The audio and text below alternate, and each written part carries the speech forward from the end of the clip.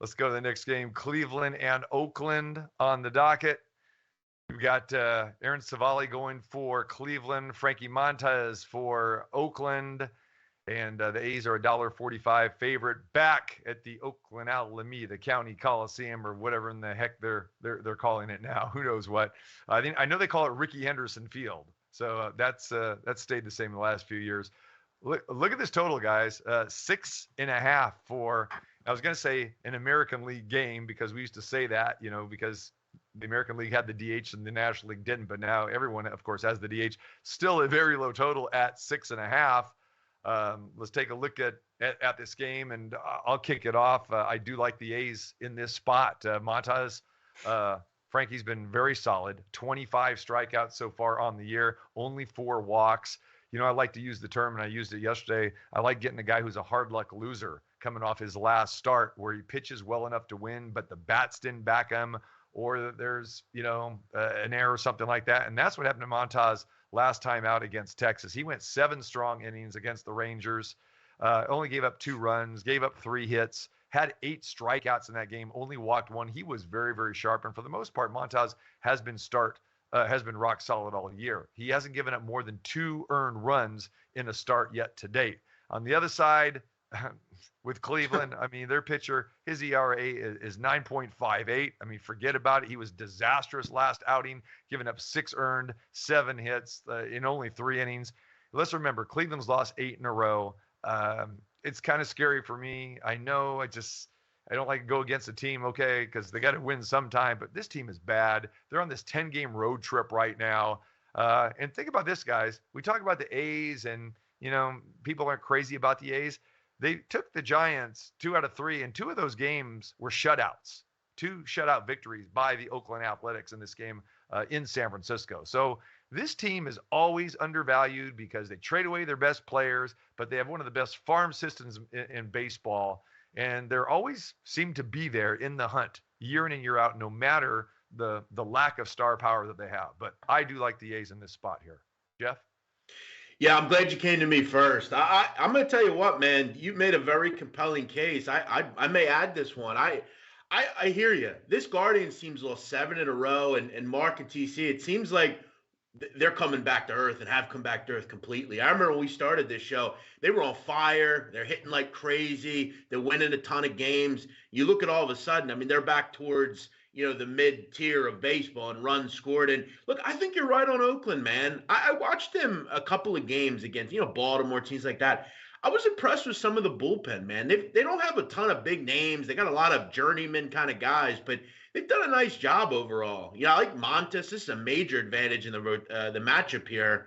It's not like Cleveland's offense is any good. And for anyone that wants to say, well, Oakland's offense sucks, it's not terrible. They score about 4 runs a game. Obviously, hope they score a few more here. But Montas, as you said, hard luck loser last time out. Pretty solid pitcher. They're at home here. Not that matters, but this Guardians team has been a complete mess. BaseWinner.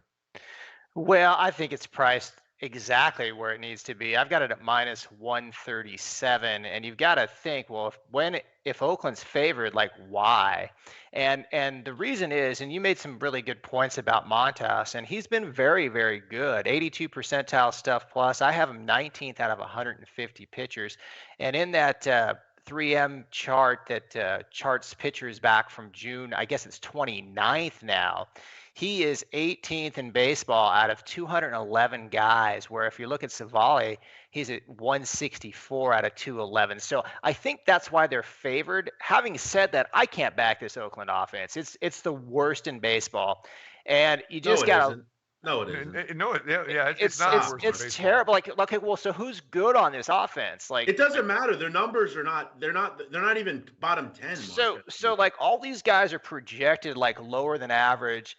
The only guy that's projected, Mark, that's projected, and you know why they're projected? Because they were young guys at the beginning of the season. This is what the A's do. Like I said, you got guys like Pinder and Piscotty. These guys can hit.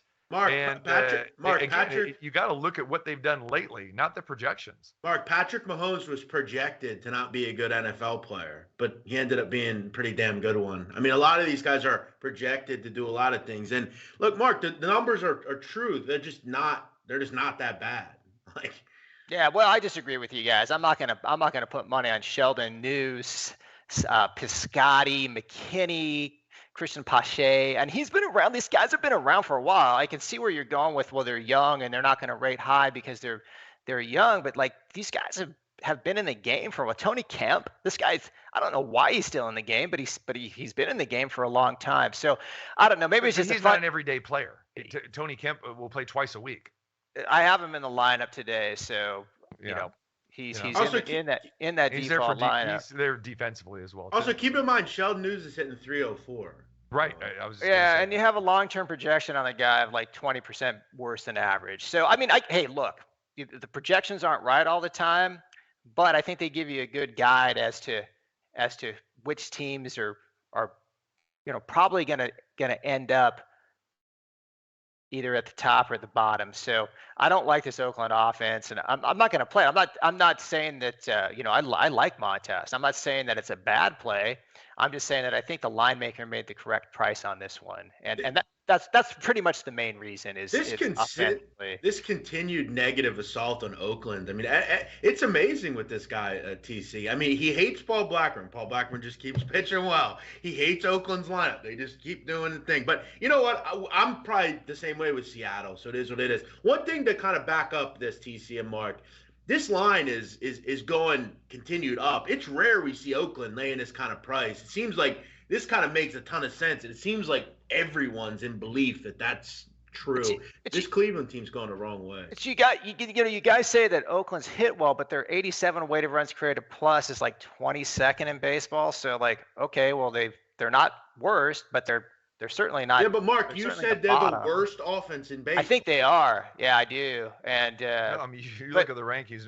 No, they're not. I mean, that would be Washington, and we can go right down the list. Here's the thing, guys. When you're handicapping this, okay, the A's play, and I said this the other day. They play a lot of low-scoring games, but they're winning these low-scoring games because of their pitching and their bullpen. And this is when you're handicapping baseball, like any sport, it's matchups. This is a matchup against Civale, who's horrendous.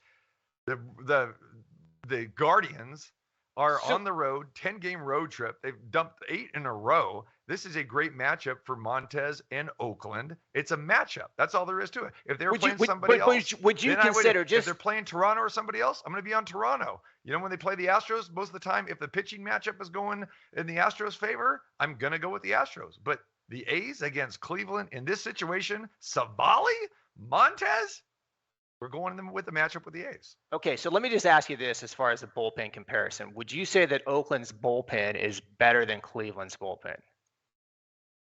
I don't know if they're better than that, but again, I'm not betting the bullpen. I'm betting. But you just Montas. you said you're betting pitching. I'm betting on Montas.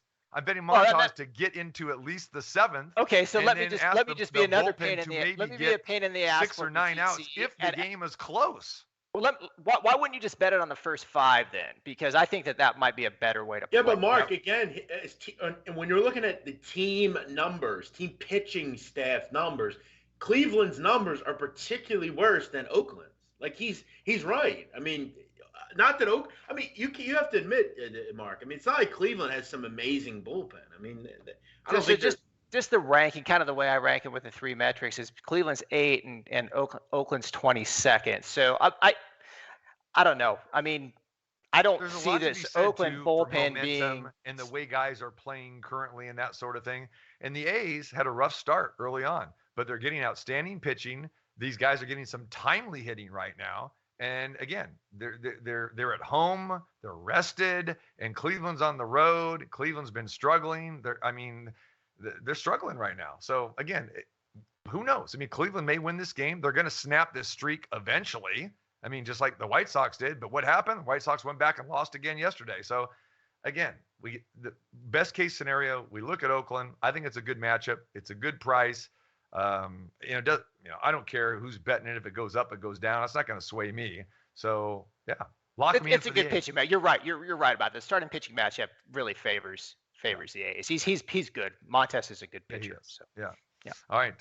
So I'll take the A's with that. And Jeff, you going to join me on this? So we have some rooting interest tonight? Yeah, I'm going to join you. Absolutely. And listen, I'll say this, Mile High saying the D-backs are the worst. Yeah, D-backs suck. And Baltimore, Washington, Cincinnati. Mark, come on. Oakland's better than all those teams. I mean, I don't see it, but whatever. I That's don't see it. I rate things a certain way for long term, and I think Oakland's offense is just off. It's one of the worst Mark, I've seen. you know what I would so. love to see? I don't know if do your numbers, like your the way you look at things, would it translate into other, like, is it only sports that these numbers make sense on, or could you look at like another group of people and could you rate them as well?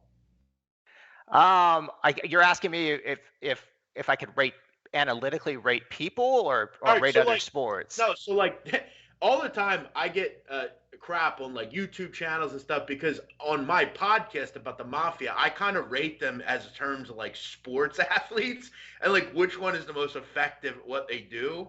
And I'd be fascinated to know what you think about certain people that I look at. I think it's kind of cool to Yeah. so you're like ranking mobsters, like, Yeah. and I think that's Yeah. cool. I think that's really cool. Occasionally. We'll do like Yeah. lists. We'll do like who is the most violent, who is the biggest earner, like, what they did here. So that. Jeff, why don't you set this up where you get BaseWinner on your mob podcast Yeah, and I put it to thought a test? about it. No, I thought about it. I think it'd be interesting to like, because I'm curious. Like, I don't know if he's a data scientist in the terms of just like sports or like like I'm big into anthropological stuff, like the study of people and how and why they are how they are. Like, what makes, like, I was watching a documentary about iron workers, right? And how like iron workers from New York City literally built the skyline. And a lot of them were from Queens and Brooklyn. And then I look at a documentary that had the same time period of people, and one became this esteemed iron worker that literally is a hero in this country. And then the other person right down the street became this like killer. This, like, how did they become what they became?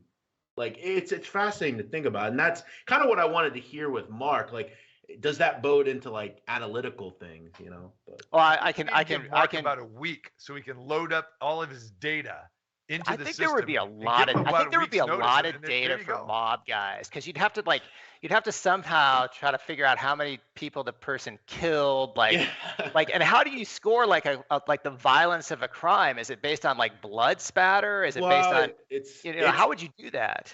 I guess there's body count. I mean, there's a lot of guys where there are guys like I've studied that have killed on record 30, 40 people. I mean, I want to make it clear, I'm not like glorifying these folks. I'm just trying to tell a story of someone, and people that ran this country at certain points. But yeah, it's interesting to think about. I would be curious from like a science standpoint about how they kind of got to where they got.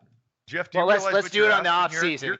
You're asking him to get to a bloodshed in the 94th percentile. That's what you're trying to get. Right. Yeah, you rank these guys on a percentile basis based on their, I guess their shot to kill ratio. So Yeah. like, I don't know, the guy had 200 shots and he's got 20 kills. So what percentile is he in? The guy had a bad month at the track or something like that. Then I'd say that's in the 96th percentile. Oh man, yeah, Good to think that could be a project for the off season. But honestly, Jeff, I've got all these numbers that I'm doing for baseball. I've got myself pretty busy working on these. There you go. Well, maybe someday.